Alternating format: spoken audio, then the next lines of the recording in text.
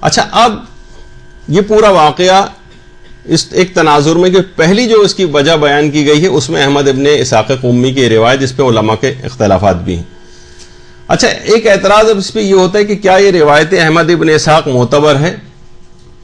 جیسے کہ میں نے پہلے عرض کیا آپ کی خدمت میں کہ کچھ علماء یعنی علمی لحاظ سے جب ظاہر کسی بھی روایت کو جانچا جاتا ہے، اس کے راوی وغیرہ دیکھے جاتے ہیں، اس کے سند دیکھی جاتی ہے، پھر متن وغیرہ اس کا چیک کیا جاتا ہے.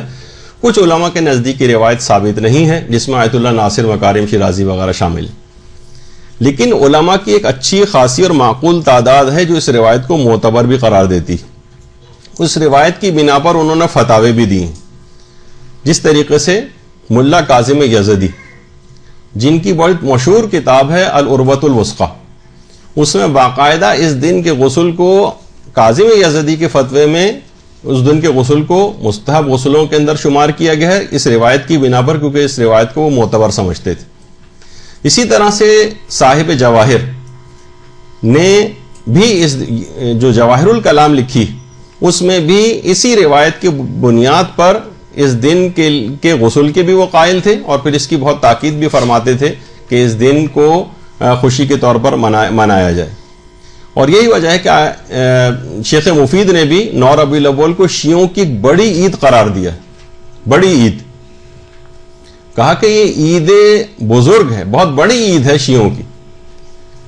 تو بہرحال کچھ تاریخی اختلافات کی بنیاد پر اس طرح سے اس دن کا مکمل انکار کر دینا کہ اس دن کو نہ منایا جائے، اس کے خلاف بات کرنا، وہ بالکل نامناسب جو ہے وہ رویہ ہے. کی بات بیان ہو رہی تھی کہ وہ فرماتے ہیں کہ معتبر روایت سے ثابت ہے، یا اب یہ ان کا نظریہ کچھ تو علماء کا میں نے بتا دیا کہ معتبر روایت سے ثابت ہے کہ 9 ربیع الاول کا دن عید اہل بیت ہے. اور یہ جو روایت ہے احمد ابن اسحاق قمی کی، یہ معتبر روایات میں سے.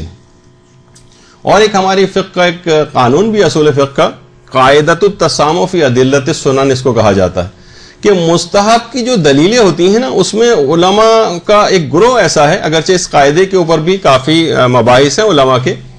اور کچھ اعتراضات بھی ہیں، لیکن کچھ روایات کی بنیاد پر یہ قاعدہ جو ہے وہ بنایا گیا ہے کہ بہت ساری دیکھیے مستحبات ہیں ایسے واجب و حرام کے اندر تو بالکل محکم دلیل ہونی چاہیے، روایت بالکل ثابت شدہ ہونی چاہیے. لیکن اگر روایت میں کوئی کمی بیشی ہو اور وہ مستحبات والا مسئلہ ہو، کوئی واجب و حرام والا مسئلہ نہ ہو، تو علماء کہتے ہیں کہ اس کمی کو نظر انداز کرتے ہوئے اس کے مطابق عمل کیا جا سکتا ہے. اگر کوئی اس کو دیکھنا چاہے توضیح المسائل کے اندر تو علماء کے باقاعدہ مختلف توضیح المسائل کھولے تو اس میں کہیں آپ مثلا کھانے پینے کے مستحبات، کچھ علماء کھانے پینے کے جہاں مستحبات بیان کیے گئے ہیں ان کا یہ نظریہ ہے کہ مستحب کی دلیلوں میں تسامح چل جاتا ہے، نظر اندازی سے کام لیا جا سکتا ہے، ہلکی پھلکی اگر اس کے اندر کچھ کمی بھی اگر واقع ہو رہی ہے تو اسے نظر انداز کیا جائے گا اور اس کے مستحب ہونے کا فتویٰ دے دیا جائے گا. آپ جا کے دیکھیں جہاں کھانے پینے کے مستحبات لکھے ہوئے ہیں، اس کا مطلب یہ ہے کہ وہ علماء جو ہے اس قاعدے کو مانتے ہیں. کچھ علماء ایسے ہیں مراجع میں سے جب آپ توضیح المسائل کھولیں گے تو انہوں نے مستحبات کے بجائے لکھا ہوا ہے کھانے پینے کے آداب، یعنی مستحب نہیں قرار دے رہے. اس کا مطلب ہے کہ وہ علماء مستحبات کے لیے بھی دلیل کو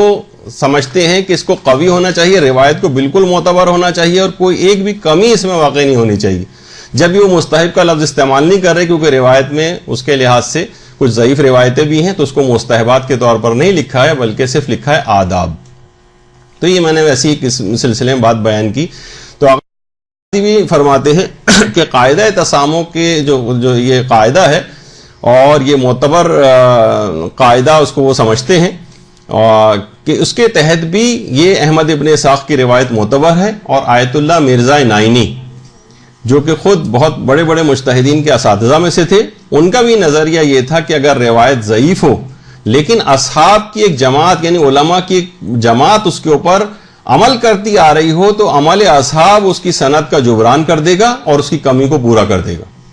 یہ تھوڑی سی مشکل سی ایک بات تھی اس کے اندر، تو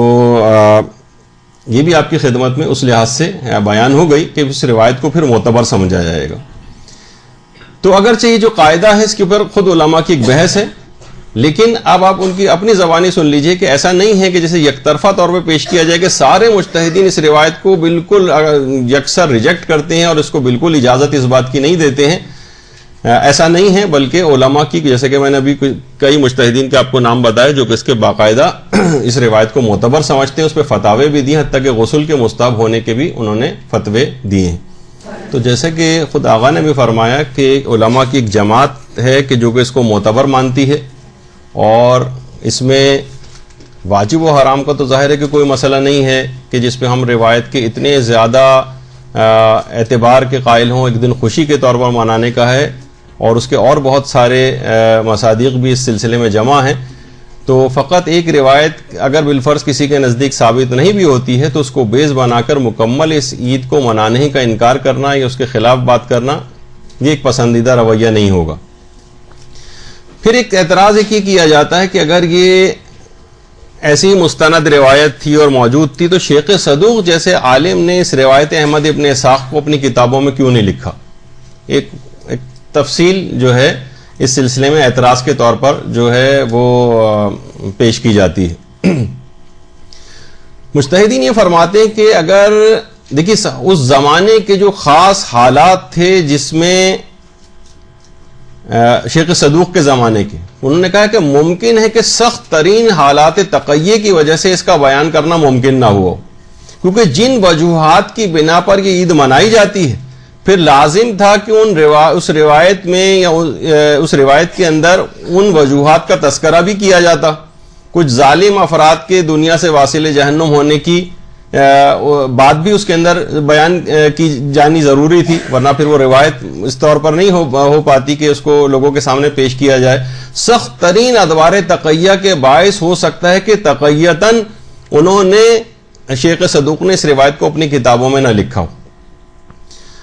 کیونکہ اگر وہ لکھتے تو ان وجوہات کو لکھنا پڑتا، اور اس سے نہ جانے کیسی ایسی فساد کی آگ بھڑکتی ہے، کس طرح سے جبکہ دشمنان اہل بیت چن چن کر قتل کر رہے تھے سخت ترین ادوار میں، اس کو اگر لکھ دیتے تو حالات اس زمانے کیسے تھے، شاید اس حالات کی وجہ سے اس کو نہ لکھا ہو۔ اچھا، پھر اس کے علاوہ کچھ علماء فرماتے ہیں کہ ہو سکتا ہے کہ انہوں نے لکھا ہو اپنی کتابوں کے اندر شیخ صدوق نے، لیکن لکھنے کے باوجود کتنی ہی کتابیں ایسی ہیں شیخ صدوق کی جن کے ہمیں فقط نام پتہ ہیں، صرف نام پتہ ہیں، کتابوں میں نام آئے ہیں لیکن وہ کتابیں ہمارے سامنے نہیں ہیں۔ ظالم بادشاہوں نے کتابیں غائب کروا دیں، مسلسل جو ہے وہ کتب خانے جلائے جاتے رہے، لائبریریاں جلائی جاتی رہیں، تو ہم یہ نہیں کہہ سکتے کہ شیخ صدوق نے لکھا نہیں۔ یقین سے یہ بات نہیں کہی جا سکتی، ہو سکتا ہے لکھا ہو۔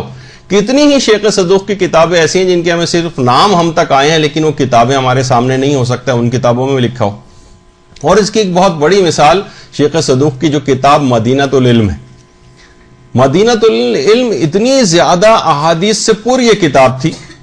کہ خود آپ سوچیے کہ ہماری جو کتب اربعین، جو 4 کتابیں ہیں ہماری، اصول کافی، تہذیب الاحکام، استبصار اور من لا یحضرہ الفقیہ، یہ چاروں کتابوں کی ساری حدیثیں